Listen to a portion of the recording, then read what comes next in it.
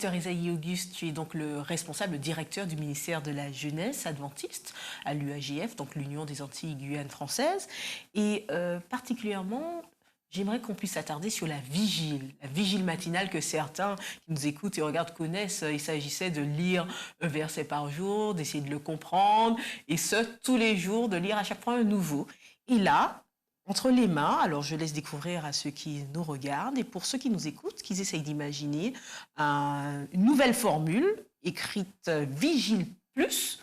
Alors, très intrigante, hein, Vigile Plus, haute en couleur, avec beaucoup d'images venant des 3 départements, hein, territoire, Martinique, Guadeloupe, Guyane, de belles photos, hein, pour ceux que ça nous fait voyager déjà, hein, de voyage, mais je suis interpellée par ce plus de vigile. Est-ce que tu peux nous en dire plus sur ce nouveau format pour 2020?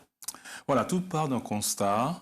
On a remarqué, et ça, ce sont les études qui l'ont démontré, les jeunes, adventistes en particulier, connaissent beaucoup de la Bible. Il y a une étude qui a été faite justement qui montre que les jeunes adventistes peuvent réciter les 10 commandements assez facilement, le psaume 23, le nombre de livres qu'il y a dans l'Ancien Testament, le nombre de livres qu'il y a dans le Nouveau Testament. Donc on connaît la Bible. Maintenant, la deuxième partie de l'étude a mené sur le fait comment le jeune s'approprie ce qu'il connaît, mais on pratique ce qu'il connaît et vit pleinement ce qu'il connaît au quotidien.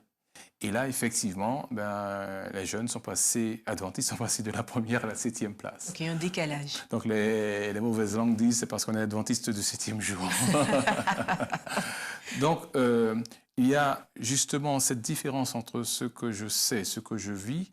Nous nous sommes dit qu'il fallait quelque part réfléchir sérieusement à mieux accompagner le jeune, l'enfant, dans sa rencontre avec Christ et dans sa relation avec Christ. Et c'est ça la finalité de la vigile matinale, qui est maintenant Vigile Plus. Le plus, justement, ce n'est pas d'apprendre un texte par cœur pour le connaître par cœur, mais comment ce texte-là, une fois que je le lis, que je reçoive de Dieu le message qu'il a pour moi, le message du jour qu'il a pour moi, parce qu'il s'agit d'avoir cette rencontre-là au quotidien. Donc le message du jour que Dieu a pour moi. Donc, il ne s'agit pas simplement d'apprendre, mais aussi de comprendre et de recevoir un message particulier, que ce message-là, je l'applique dans mon quotidien, je le vive pleinement et réellement, quitte à impacter ceux qui m'entourent. Mais justement, je vois qu'il est écrit Vigile Plus est un outil qui utilise les 3 R. Qu'est-ce qu'on entend par là? Alors, le premier R, c'est la relation avec Dieu et avec soi-même. Donc, effectivement, c'est un outil qui favorise cette relation avec Dieu et avec soi-même, cette rencontre avec Dieu, ce tête-à-tête et ce cœur-à-cœur avec Dieu. Il s'agit avant tout de rencontrer Dieu par le biais de sa parole, par le biais du texte biblique qui est proposé. L'autre R, c'est la relation avec l'Église. L'enfant, le jeune individu n'est pas un électron libre. Il a reçu des dons, des talents. Eh bien, il s'agit pour lui de mettre ses dons et talents que Dieu lui a donnés au service de la communauté, au service de son Église, au service de la mission que Dieu lui a confiée.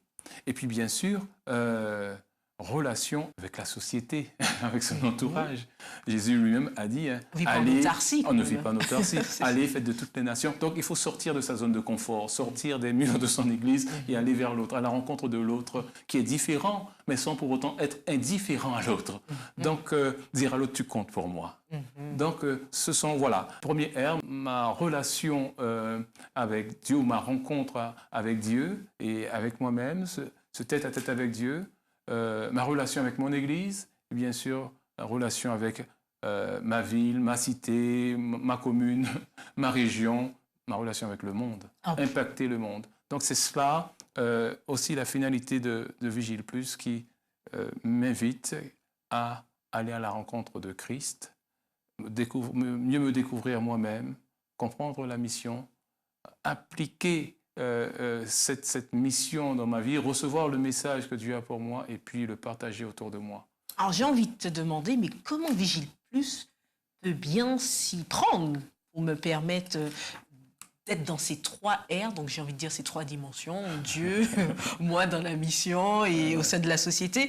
Comme sur quoi Vigile Plus s'appuie bibliquement? C'est vrai que les anciennes vigiles matinales, il y avait une partie de la Bible qu'on déclinait par trimestre, journellement, des différents textes. Alors Vigile Plus se base sur quelle histoire de la Bible pour 2020? Alors pour 2020, nous allons découvrir Jean, l'apôtre Jean, qui nous parle de son expérience avec Jésus, de sa rencontre avec Jésus et de l'impact que Jésus a eu dans sa vie.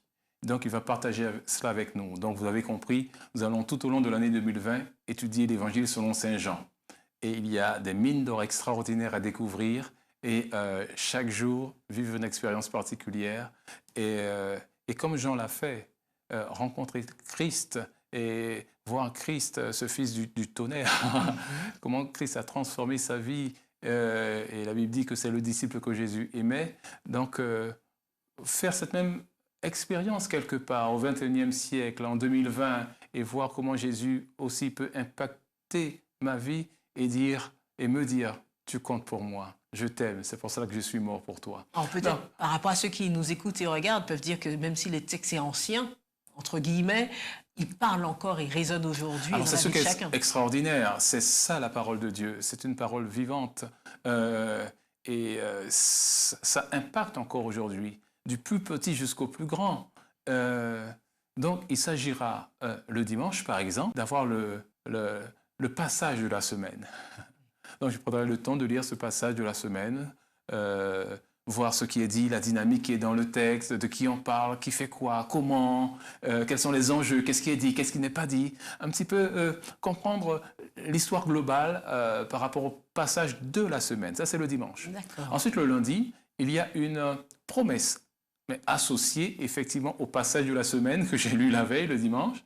Et je parle le lundi après avoir lu cette promesse, avec une promesse de Dieu dans mon cœur. On a toujours besoin d'une promesse. On a besoin d'être rassuré, qu'on n'est pas seul, qu'avec les difficultés de la vie, les défis, que ce soit à l'école, que ce soit au travail, quel que soit le lieu, on a besoin d'avoir une promesse dans son cœur. Donc partir avec une promesse, par exemple, il y a une promesse qui dit ta parole est une lampe à mes pieds et une lumière sur mon sentier. Donc je pars en sachant que quelque part Christ est avec moi. Et avec une certaine assurance. Avec une certaine assurance, qui va m'éclairer. Il y a un problème que je ne vais pas pouvoir dénouer, mais bon, celui qui m'éclaire, celui qui m'interpelle va m'aider à trouver la solution.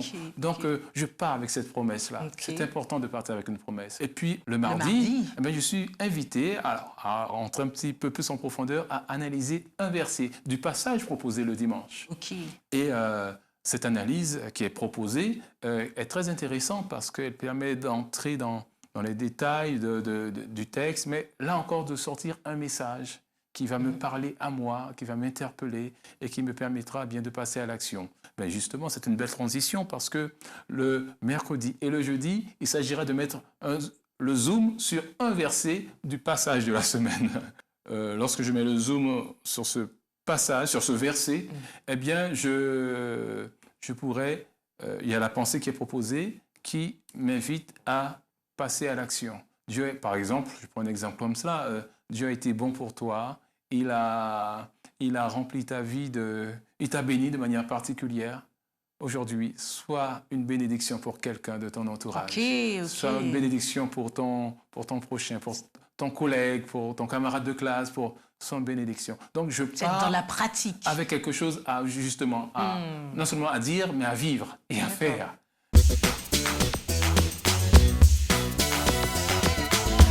Tu